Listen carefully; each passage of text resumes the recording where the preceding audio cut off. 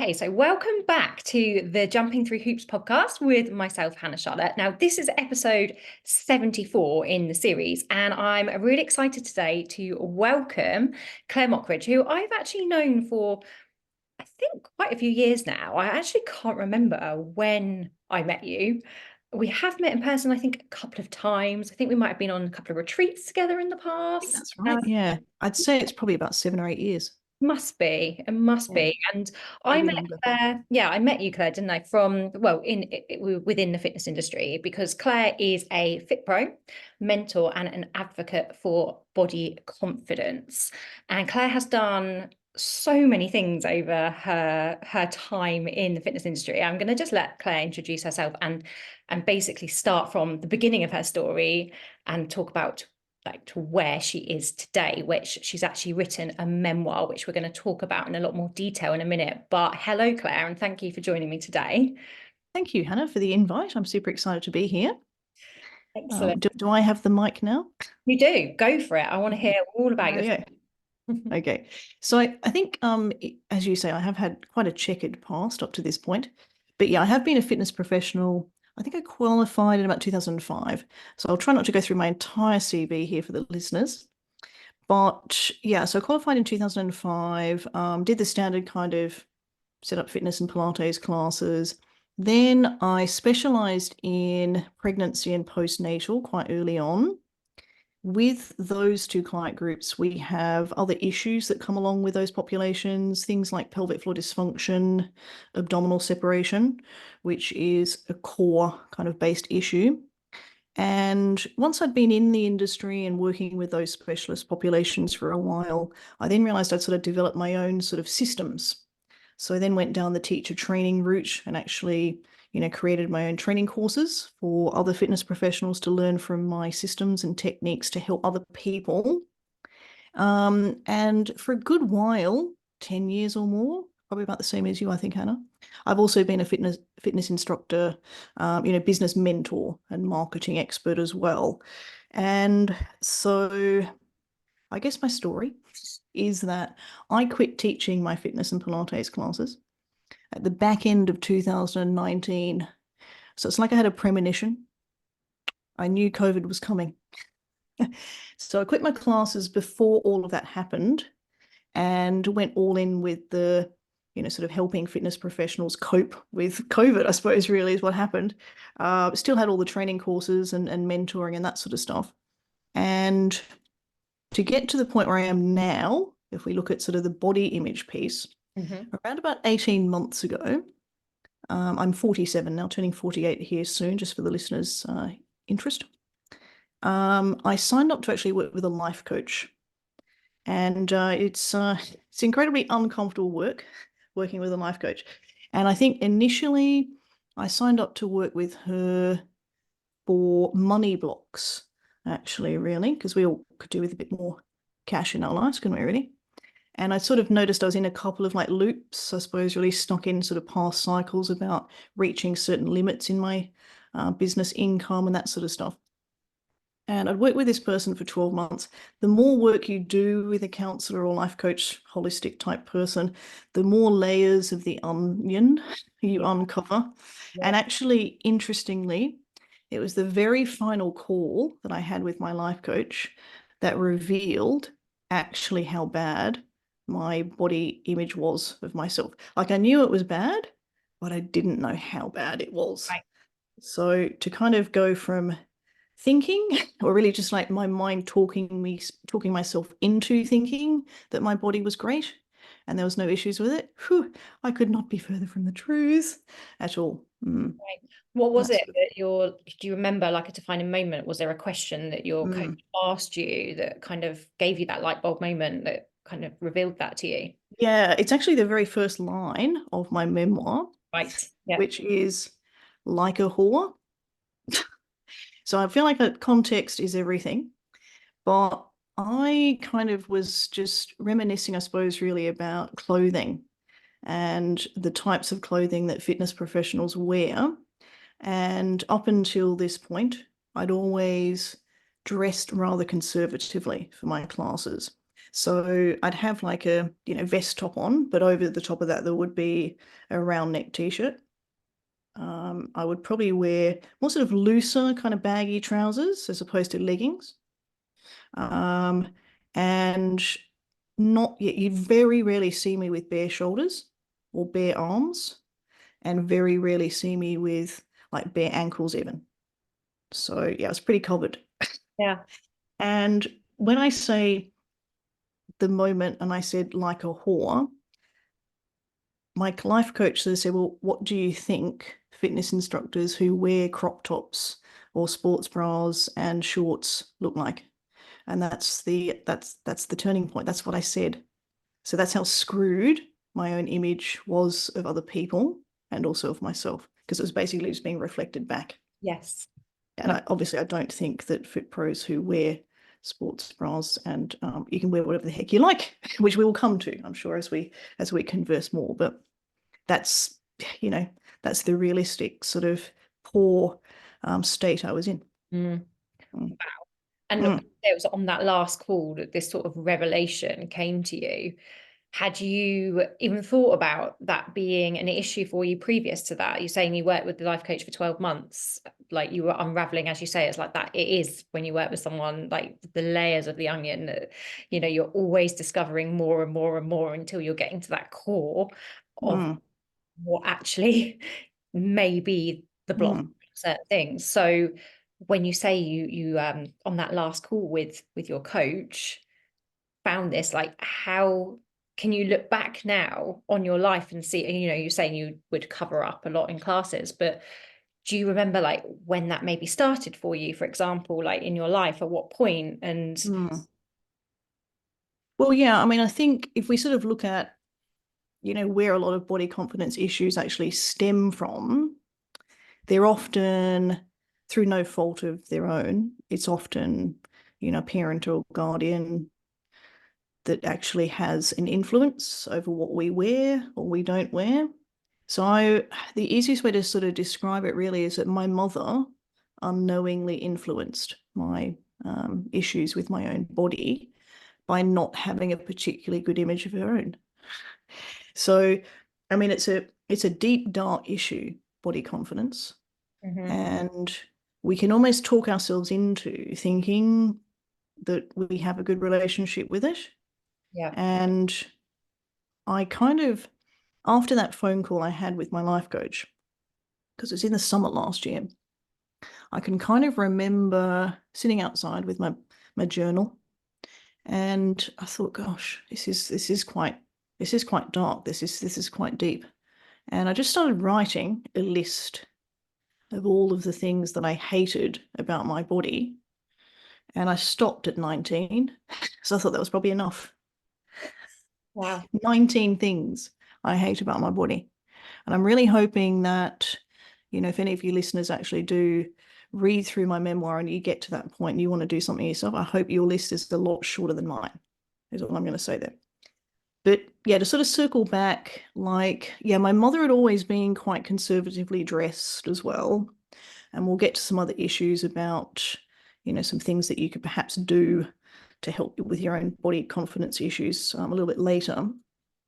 But yeah, what I did as a result of that list was I then worked through every single thing, healed through every, it involves some pretty dark, kind of uncomfortable work. But once you've gone through the process, you realize that absolutely everything that you hate about yourself or hate about your body is in your head. Every single thing. Wow. Every single thing is Yeah. in your head.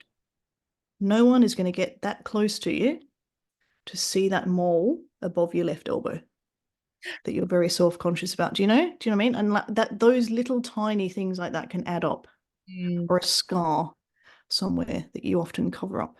I totally get what you're saying. I think back to when I was a teenage girl and how self-conscious I was at the time. And now I've got a daughter coming up for 16, and I look at her spending all of this time, like, just so focused on herself in the mirror, like 2 hours to get ready to go out the door. And it could just be something like a comment was made at one point. I know for me, it was someone made a comment once about my eyebrows. And I always then, since that point, it was always there in my subconscious. And it is in that subconscious, these things that they travel with you throughout Absolutely. your life. And it is kind of, I think Carl Jung has this saying, you've got to make that just conscious and meet your shadow side, haven't you? Those things, and actually meet your shadow, make friends with it. Mm. So it sounds like this has been quite a journey for you, so much so that you've actually written a memoir, which is called Uncovered. Yes, is that Yes. right? It's called Yes. Uncovered. And with this in mind, when you were writing this memoir, I mean, looking back now, was this part of the healing process, writing the memoir for I you? think so, actually. Yeah, I think because I'd done so much work on myself over that 12-month period, as I say, like the memoir, I had to call it something. So I called it a memoir so people would relate to it as a personal kind of like account of someone's journey. But realistically, if you read it, you could take it as a process, basically. So if you started at chapter 1 and you finished at chapter 16, and you followed things through in a roundabout sort of trial and error type way, just picking out the bits and pieces that apply to you, I don't think you're going to get to the end of it and not take some sort of action. Yeah. Do you know what I mean? So it is quite deep in parts. There's also, if you're a visual person, there are some extremely vulnerable photographs of myself in there, but I feel the need to put them in there to actually showcase actually how bad my image had got of myself. Yeah. Yeah. Are you happy to talk a little bit about going there a little bit Yeah, of course. Yeah. Yeah. No questions at all. Because I think, I mean, I'm not sure whether you do your podcast with a video when you share it? Yeah. Okay, cool. Right. So the listeners, obviously it's audio. So when you see me on screen here, just if you're only listening to it on the audio, I'll do a quick explanation of what I'm wearing. It is a navy and white striped bodysuit, and it has quite a square plunging neckline. And that part of my body I actually hated because I had lots of skin tags around sort of my collarbones and neck, into my cleavage, on my shoulder blades, all the way down my back. Some on my abdomen had also grown there as well, and on my legs. So my wardrobe, if I'm quite honest with you, had actually consisted of scarves. They were my comfort blanket, because if I put a scarf on, then no one would see the skin tags and the raised moles that I've had removed, and therefore they won't judge me on it. And actually, if you weren't aware, skin tags particularly are caused by friction. So the more I wore the scarves, the more friction I was, having, and the more skin tags were growing. So I had 13 electrolysis treatments to remove a lot of the bits and pieces that were growing on these unsightly places on my body. But I feel so much better for doing it, because it's like opened up and uncovered parts of me that I've kept hidden for decades, really. I can't quite remember. It might be 10 years ago, perhaps. Might be 10 years ago that I sort of started to notice that some of these things were growing. And it's at that point that I started hiding. So it's been a very, very long time. Wow. Mm. And would you say, if you, like, in hindsight, say if you hadn't have gone on this journey with your life coach and hadn't kind of gone there and looked at all of this, would you think you'd still be sort of covering up today? Do you think you would have ever kind of got to a point where you'd found this new body confidence? I don't think so. No, definitely not. No. I suppose the other point as well, right? So I quit my classes at the end of 2019. And I was kind of pretty keen to not do anything exercise-wise for a good 12 months. So people listening who work in the fitness industry particularly, we're in this sort of constant injury cycle a lot of the time. So you injure your shoulder, but you're still going to go and teach a body pump class. injure your knee, but you're still going to go and teach that lower body toning class. Pull you back, but still got to teach Pilates. You know what I mean? So we are in this like constant cycle of pain, which we are sort of attributing to ourselves. But I was keen to not do anything for a bit, because it just, honestly, guys, it feels great to walk down those stairs in the morning and not have like joints crunch and like you have to kind of come down your bum one step at a time. It does feel great. But the problem with that is I did stack on some weight because, I hadn't moved. But I enjoyed it. Was eating and drinking whatever I liked for a couple of years worth it? Absolutely. And the other piece is, I think I stacked on about 10 kilos. So I'm a size 10, 5'5", just for the viewers and listeners, so you can get a bit of an idea on my frame. 10 kilos I can carry quite well. Most of it went on my ass. But there was a pile of clothing in the bedroom that was getting a little bit, bigger with each month, as I was not being able to fit into it, right? So I thought, hang on a second. After a couple of years of not doing very much, I thought maybe it might be time to actually see if we can get rid of some of this. And yeah, I think there's a huge link between working on your mindset and the body connection. Oh gosh. I tried to lose the weight the year before. It was hard. I gave up. Fast forward 12 months, after I'd done all the work on myself, the weight dropped off dramatically. And when obviously, yes, I had to do fat burning exercise, I had to watch my nutrition and all that sort of stuff. Yeah. But I definitely think there's a big connection between those two things.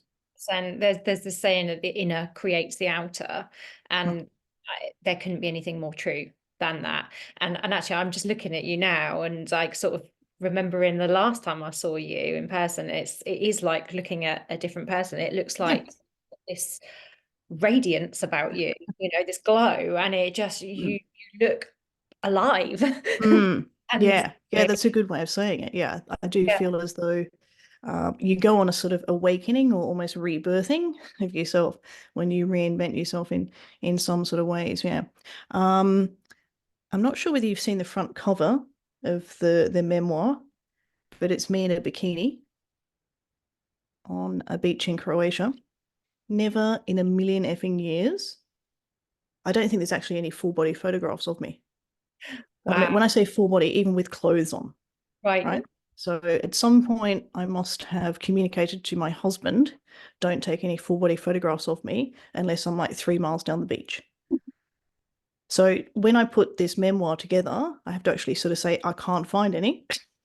So here's one or two, just sort of examples of what I had on the top half and what I had on the bottom half. Like it's not, none of the clothing that I wear would show off my figure at all. So yeah, it's just like crazy. So I decided when we were in Croatia in September of that year. So when I say like I worked through this body confidence quickly, it was because it was literally 3 months, and I was able to then get the confidence to be able to pose almost half naked on a beach. Amazing. That's absolutely amazing. Like goosebumps listening to this. Yeah. From here, and you kind of then went into writing this memoir of like your experience, and obviously this has brought a lot up to the surface for you, not just for yourself, but also on a bigger picture, you can see perhaps what might be happening within the fitness industry in particular. And this is something I know you wanted to talk about, you're quite passionate about talking about, you're an advocate for it, is how fitness professionals are potentially contributing to the poor body image that there is at the moment. Can you elaborate and talk a little bit more about that? Yeah, of course. Yeah. I think the best way to sort of describe what I'm trying to sort of convey here, it's more of a sort of zoomed out approach, I guess, really. But if you can ever think of a time yourself when you've been in the presence of a woman who is so incredibly comfortable and confident in her own skin, nothing actually quite compares to that experience. You can't even put words into it. It's almost like a snake charmer effect. You know, where you get like the little sort of circly eyes and you're like, wow, I want to spend some more time with this person because this person's energy I am magnetized to. I want whatever she's on. And I think there are so few instances for many of us where that has actually happened, that we don't have that sort of stuff to actually compare to. But imagine if you are a fitness professional or someone who advocates for women, you know, if you're a female business owner, for example, and most of your clients are women and you do something in the beauty health sort of industry, it's noticeable. It's noticeable when we don't love ourselves. It's noticeable when we don't like our figure. It's noticeable when we don't like the skin that we're in. And we do sometimes do things where, I don't know, say like at different parts of our menstrual cycle, for example, we'll go, oh, yeah, I'm just going to pick up the larger size leggings for this week, as opposed to the medium size ones. Because I mean, I get dressing for comfort, that's fine. But if you're someone that's like constantly pulling at their t-shirt around their abdomen, that's an area of your body that you're showcasing to your audience that you don't like, because you're constantly fidgeting with that part of your body. So, and there's lots of instances where we all do that. And it's kind of like not really helping the situation. So if we look at the ripple effect here, just imagine this scenario, right? If every female that stood in front of their fitness class loved themselves and loved their body, well, I think you'd be better off financially, because as I say, like, you know, like attracts like, so your classes would always be full because people would want to be around you. And you'd also have that ripple effect where you'd be that amazing advocate, I suppose, really for your own clients as well. And we need lots of different women of all shapes and sizes and ages and all the other categories underneath that representing fitness, so that we attract those types of clients in our sessions. So that's a proper like mic drop moment. So true. And actually, you know, when you're saying this, I'm just thinking back to my early days of when I was teaching hula hooping. And actually, I've gone through quite a process with my own body confidence after having 3 children and having a lot of hang-ups around my tummy, for example. I'd be very self-conscious, stood in front of the class, hula hooping, knowing that people were here, you know, because they're kind of wanting core sort of workout and they kind of wanted to kind of get those abs and so on. And I relate to like the whole covering my tummy up and stuff and, you know, kind of fidgeting with my clothes. And actually, I bet your core is pretty strong though.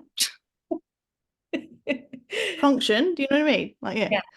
And I noticed such a change in, and like you were saying, the ripple effects, the people that I would then attract to me, you know, at the time, the energy is so different now because I've gone through this process of finding the acceptance with my body and actually falling in love with my body and seeing it completely differently to what I did back then.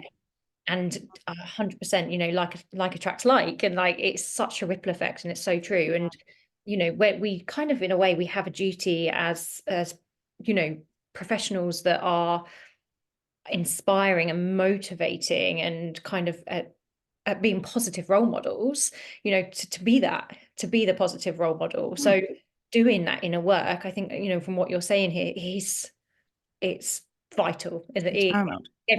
Everything. Yeah. And I think, you know, I can feel maybe from the fitness industry, like from what I've picked up over the years, there isn't a much, from what I can see, like of talk about like the inner work and what it takes, because as you know, what you're saying is so true and relevant, that you're standing at the front of a class there and you are inspiring the masses, you know, and you are creating a ripple effect. You are, you're there, all eyes are on you, and you almost have a duty to, if you, that's the role that you are going to take, to do that work. Yeah, I could not agree more. Yeah, absolutely. No question at all. So yeah, it's just like that, you know, sometimes when we present, or when we're presented with an issue, I always like to kind of, as I said, zoom out and get the drone up as it would be nowadays, and just sort of see actually what we could be capable of if every single one of us did something to benefit ourselves, to help benefit sort of other people, I guess. Really, Yeah. It's extraordinary. Absolutely. And there's a question actually we want to sort of ask, and I want to ask you this, and I know it's one that you've highlighted to me before when we haven't done that before, and it's what is the one thing that you could do right now to improve your relationship with your body? So this could be for anyone that's listening, and don't have to be a fitness professional for this. This is everyone. What would your advice be on that? Okay, I'll give you the quick win here, because I know that's what you're after, and anyone can do this. And I think, to be honest, Hannah, we might even be able to have a bit of a tennis match backwards and forwards here in a moment to see how broad this topic is. So the tip here is stop judging other people. That's it. So if we have a little bit of a brainstorm together about the ways in which we judge other people, I'll start. What they're wearing. So what clothes people are wearing. You don't have to justify why. That's one thing. Anything spring to mind for you? How else? Age. Yeah. Someone's accent. So I'm Australian, for example. You might just be judging me because my accent's a bit weird.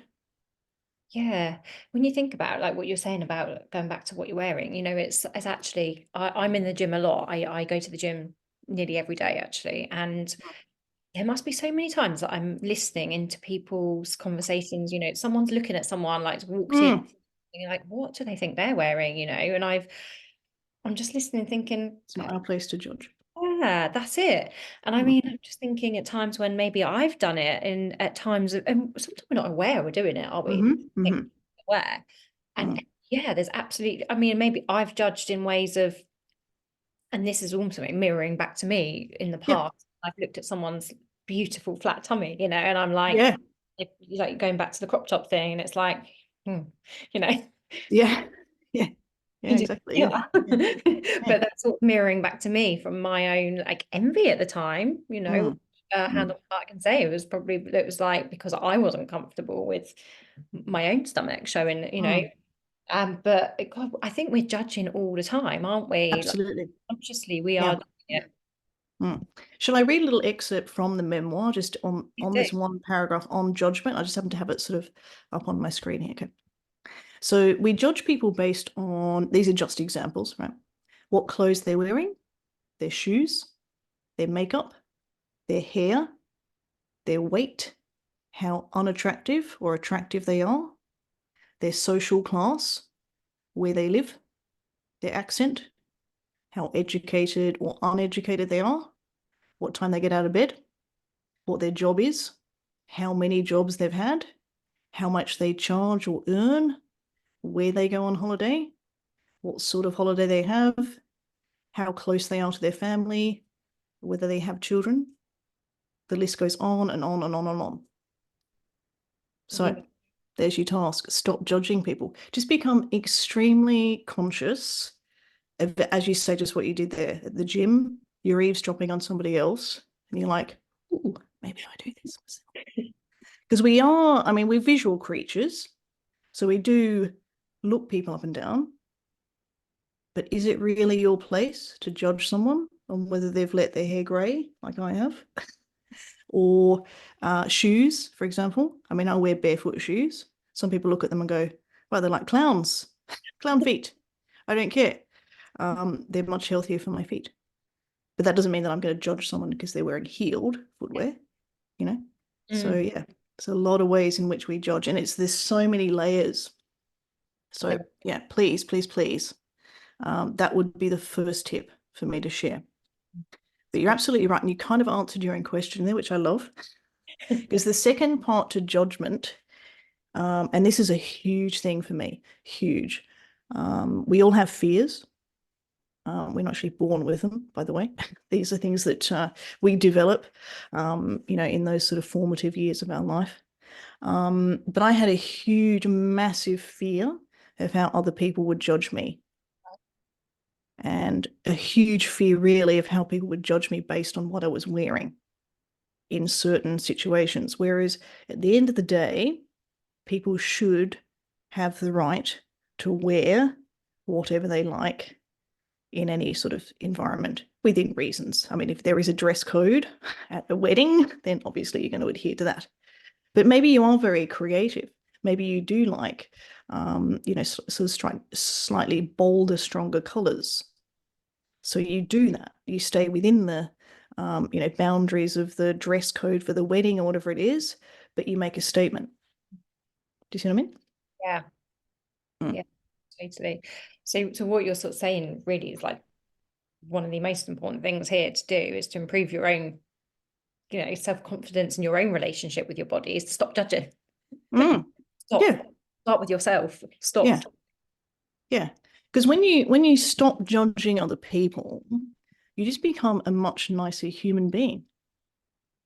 You become more compassionate, and you just become kind of a nicer person. You become more tolerant. You become more accepting of people who are actually walking around on this planet a much more truer, authentic version of themselves. And so many of us are hiding who we actually are through things like clothing and lots of other fronting and trying to think of what the actual word is. Like we wear clothing as armor, but we also have lots of coping mechanisms in certain sort of social situations, I suppose, really, which means that we people please and we appear to be a different version of ourselves so that we fit in. We just, at the end of the day, we just want to be accepted. But we're not being accepted for who we are because we're so far away from who we actually are by other instances, I suppose, really, yeah. This is ultimately then really it's a journey about self-love, isn't it? And when we talk about self-love, this is such a huge factor in that journey of and that process of learning to actually love who we are, from the inner to the outer. So with the inner work, and then on the outer will become that love for our own bodies will come definitely naturally. Yeah and it's not the easy piece, that part. So many of us, we pick fault not just in our body, but we pick fault in our personality or the sound of our voice or whatever it is. We don't think we're good enough. We don't think we're worthy. We don't think we matter. Depends a bit on a lot of issues that we may have had as we grew up or at school or, those sorts of things. But yeah, loving yourself is a really strange concept for many of us because we don't. Okay. And it takes time. It takes time, it takes effort, it takes work to do that. But sitting here on the other end of the Zoom call here chatting to you, Hannah, it's I just want to say it's a step-by-step process that's definitely possible. I think it's going to be a long journey ahead for me. And I guess really sort of writing the memoir was just that one tiny piece of what I uncovered, pun intended, I suppose they really are. And I guess you need to learn, but you are right though. I just wanted to circle back to that. Yeah, you've got to love yourself internally for that to actually radiate outwards. Because it's difficult to explain. It's just like your mind plays tricks on you, okay, to keep you safe and keep you small. So sometimes you look at yourself in the mirror and you go, damn, I look hot today. And actually, fair dues, you do, right? But sometimes it tricks us into thinking that we look hot or thinking that we look good. Whereas you don't actually leave the house wearing what it is you're wearing. You talk yourself out of wearing it. And that's what I used to do a lot. So going through the process of sort of having all of this electrolysis done to remove the skin tags, the first time I put a dress on in a very, very long time, I was determined to do it, determined to go because it was like relatively warm last summer, for about 4 days. And so I put this dress on and I can remember standing there in front of the mirror and I was talking myself, picking fault in my legs, picking fault in the fact that you might be able to see the cellulite, picking the fact that I have very fair skin and my legs have not seen the light of day for many years. picking fault in the fact that my thighs weren't as toned as a fitness professional should be because I'd been a bit out of shape. Just picking at, you know, the fact that my arms weren't very toned, you know, just everything. Could people still see the scarring from the treatment that I'd had? And I was determined to do it, but it was about 40 minutes. 40 minutes of a pep talk. I had to jump through that burning hoop of fear, that burning hoop of fire. I had to go through it. And I guess to a degree, I did use clothing quite a lot. One piece, next piece, next piece, next piece, as a strategy, but it worked for me. That's really good advice. That's great advice, actually. And is this covered in the book, like with the strategies and things that you use? So other people that are feeling this at the minute can read this and find ways and strategies for themselves to be able to for themselves to them be able to do what you've done. Definitely, yeah. Yeah, no question whatsoever, yeah. Yeah. Wow. This is like such a profound conversation. I think it's one that's really, really needed. And I think not just as you know, say for fitness professionals, but this is something women, and I think, you know, so many women like that. It happens so much, you know, it's as I say, like even I have to catch myself at times when I'm doing this still. Like I've put something on, I'm like, no, look, my bum looks too big in that. Take it off. Yeah, exactly. Yeah. So I mean that whenever we start to criticize ourselves, that's really work to do for ourselves. That's what we need to do, right? Or if we look at somebody else and judge them on whatever that judgment is, that's work for us to do on ourselves. So, you know, it's not about blaming the fitness industry for the issues that it has. I mean, there are a multitude of reasons why the fitness industry is to blame for X, Y, and Z, but blaming doesn't get us anywhere. All right. If you, again, take that more sort of zoomed out approach or reflect back that blame onto yourself and you go, why am I blaming the fitness industry? Does it make me feel better if I blame someone else? Yes, it does. All right, yeah, it does make me feel better if I blame someone. Yay. Okay, cool. No, it's never about blaming the other person. It's about what is that mirror shining back at you? What work do you need to do to actually make a difference? Not just for yourself, but your clients and who you're influencing. Yeah, it's taking the self-responsibility, isn't it? You know, like you say, taking the blame off anyone else and actually looking at. And if we circle back to, like, you know, my mother, for example, who was the influence in my body image issues, I do not for a minute blame her. And if any other person has worked with a life coach or any, you know, professional like that, to release any sort of childhood trauma, it's never about blaming your parents or blaming whoever it was that wronged you, because they were just doing what they thought was right at the time. And they would have learned that behavior from somewhere Previous generation. And it's a cycle of, and it takes, you know, for you, like, to break that, you know, in that it does. Yeah, it takes one person. So I'm just over here advocating as much as I can. No, it's absolutely fantastic. And I actually can't wait to read your memoir. I really can't wait to read it. And yeah, so I mean, where is it available? Where can people? Well, probably the best place to follow me actually is over on Instagram. That's the place that I sort of hang out most often. So Claire Mockridge over there. So you can pop that in the show notes, I'm guessing. I'll pop it in the show notes so people can find you. And yeah, amazing. I for one, and as I say, haven't read your memoir yet. I've heard a lot about it, but I definitely 100% want to read this. And can I just share one more part of my journey, which I've completely forgotten about, which I think is somewhat linked to your hula hooping, which you must mention every now and again. Another little thing, big body image piece for me was actually once I'd kind of reached that point where I thought, I think I might be able to do something a bit more creative to actually get me in my body as opposed to constantly looking at the body. Are you ready for this? Some of you listeners might not be ready for this. And it's all about kind of you finding the activity that gives you that creative expression. I now do burlesque chair dancing. Love it. I love that. And I have done since November. And it's the most it's just so freeing. It really is. I got to a point actually where I learnt this routine with this it's a local class. I've just really landed on my feet with this sort of stuff. And my instructor Sue is just the most amazing person.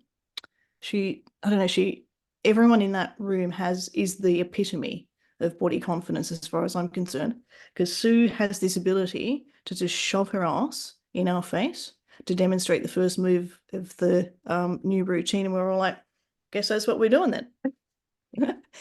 And I'm actually in a live show. Oh, I know, yeah. So that's coming up this Saturday actually. wow. So yeah, never in a million years did I ever think I would ever get the confidence to do something like burlesque dancing, and B, never in like trillion years did I ever think, oh yeah, I'll just stand up on a stage, twirl around a chair. What's going on? It's amazing. Absolutely love that.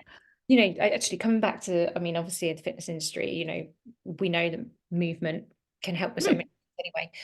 But certainly for that inner journey and that inner work, like, and especially I say in a somatic sense of healing, like for me, I know like the hula hooping has been my way to tap into my creative side. And actually it's been a massive, a huge healing tool for me to be able to kind of hone in that creative energy that I have as well. And it's given me that body confidence. Mm. You know, you probably see An me. expression really as well. Yeah. I would have thought that's some big thing. That's why I kept meaning to mention it, and then we kept going off on tangents. I'm like, no, we need to come back to hula hooping and burlesque because they're so very similar. Yeah. Well, You know what I mean, though, when I say I needed to find something to get in my body, to yes. actually move the body or express through movement is what I needed. Mm-hmm. Yeah. Yeah. And I would actually, if I can just add in here, I think for anyone Mm, maybe on this journey of the body confidence thing, like, and I know you'd agree with it because you've done it yourself with the mm, ballet, but I think is find something that you can find like a connection with in a way of like a form of a passion that's going to bring out that confidence in you as well. And mm, yeah, mm. Yeah, go uh, for it. The thing is, though, there was no way I could have done it unless I'd actually had that 3 months sort of inner work. I didn't have the confidence to do it. So I'm not saying go and join a burlesque class because it might not be possible right now, or go and, join one of Hannah's sessions or whatever it is. You might not be ready for it, and that's okay. Mm. But just know that there is a process, for you to follow to Mm. get yourself there. So here's an example, right? There's a couple of things that people have said to me over the last couple of months. I'd never have the confidence to do that. Yeah. Yeah, well, you don't now, right? Okay. Or if I had your figure, I'd pose on a beach in Croatia. That's very good. Or you've always had a nice figure, Claire. Okay. So there's a couple of things going on with those three comments, really. What was the first thing I said? I'd never have the confidence to do that. Okay. Well, right now you don't have the confidence, but I'm going to call BS on it. Because if you wanted to change and you really had the desire to do burlesque or do whatever that creative activity is, you would put the steps in place and you would do it. Yeah. Okay. When people say, if I had your figure, I would do this, it's almost like you're putting me on such a high pedestal of comparison. I don't even know how to actually describe what's going on there. But you're comparing yourself to somebody else. And that's another part of the whole sort of judgment piece that you can start whittling away at very, very quickly. And when people say, oh, you've always had a nice figure, well, it's nice of you to notice under all the baggy clothes that I hated myself. All right. So I'm not for a moment saying stop saying those three phrases, because I don't know how to stop them. That's out of my remit. They've been in our psyche. Commenting on people's appearance is something that we will constantly do for this next generation or two. I don't have the answer to solve that one, I'm afraid. But there are ways that you can feel more comfortable in your own skin. Yeah. That's, I suppose, one of the things that I can help you with. No, I love that. I think that makes so much sense. And I actually, just something that's just come to my mind talking to you then, I'm just thinking, if we were all like made it a mission to compliment someone each day on something, you know, how much better would like the world be? And I'm thinking now, like I'm thinking my daughter, you know, I'm actually making a conscious effort to compliment her on something every day to confidence, because I'm thinking for a lot of this starts in the teenage years for women, doesn't it? It really does. Yeah, most definitely. Perhaps even earlier. I mean, I think there's actually probably even some 9-year-olds that are on diets and crazy stuff. Yeah. And it's probably actually younger than we think. It was probably just a bit older for us. Maybe. Yeah, if we were to like be taught this almost in schools and actually just like everyone, you know, be complimenting one another more about, then the judgment would disappear over time, because we'd all be so like enthusiastic for one thing, but also supportive and encouraging. I can't agree more. Wow, this has been like such, we went a bit deep there, didn't we? Sorry. No, it's been such a great conversation, and I think we could probably go on talking about this for quite a few more episodes, to be quite honest, because it is such a huge topic and such a relevant and really important one. You know, it's amazing what you've done, like absolutely amazing, like how you've gone on this journey and how now you're using your journey in like through your memoir to help others. You know, this is absolutely fantastic. And so yeah, it's been absolutely wonderful talking to you. But before we wrap up anything, is there anything else you want to add? I guess I have made a little list here actually of some of the other byproducts of working on your body image. I know we've sort of like listed them in a roundabout way. But I think if I list like 5 other things that working on your body confidence can help you with, it's not just being comfortable in your skin you're in. There's like a lot of other things that actually it helps you with. So I think the first thing for me personally was opening myself up, because I had become so incredibly guarded that I didn't even know who I was. Okay, so it will, as you said, it's not just wearing different clothes and opening up my neckline. It's actually opening myself up to be a more authentic version of myself. So I wasn't quite so on guard and armored and protected, I suppose, really. The second thing is that magnetism. You know, being around a woman who's very comfortable in their body, there's something, you just want to eat them. Not really, but I mean, like you want to do something. But I'm just saying that once you reach that point, people do want a piece of you. And you can technically kind of profit, I suppose, really from that, in, you know, making new friends, opening up new opportunities and that sort of stuff. But also, you know, all of the people in your group workshop or your classes or your sessions, they'll just be snake charmed by your magnetism. And then they'll become magnetic as well from being around energy. It's all that effect. It's the ripple effect, as we say. Number 3 is facing fear. So I've talked about quite a few things that I was fearful of. My biggest one was how others judge me. But once you've jumped through one burning hoop of fire, hopefully not your hula hoops are on fire, you realize actually how much change you are capable of. So you jump through one burning hoop, there's another one waiting for you on the other side. Then you jump through that one, and then you jump through the next one, and it gets easier every single time you do that. Number 4 was compassion. So we talked about the judgment piece. You become a much nicer human by stopping judging people. And also the self-love. So there's less comparisonitis from you once you love yourself more. And there's that full acceptance of actually who you are as a human being as well. So there.